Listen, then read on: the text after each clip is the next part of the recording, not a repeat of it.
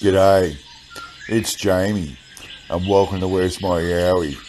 Today I'm reading an old newspaper report about a Bunyip sighting on the Richmond River in 1890, so we'll get into it. This was published in the Northern Argus on Tuesday the 22nd of July 1890. A bunyip, says the Sydney newspaper, has lately been seen on the Richmond River by a party of 6 men armed to the teeth who went out to look for him.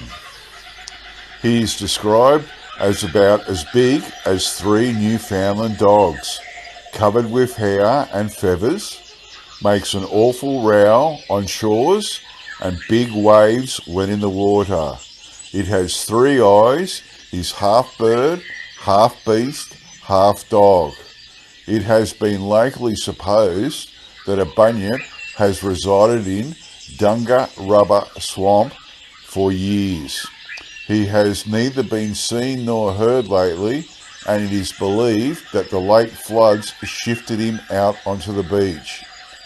It is firmly believed by the populace that the government offer a reward of £2,000 for the first bunyip taken dead or alive. The end. Wow, this is pretty amazing what this creature is. It's as big as 3 Newfoundland dogs, like huge dogs. It's covered with hair and feathers.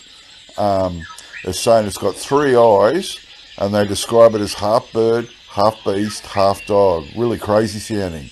Okay, that's it from me. I'll get back to you all next time. Bye.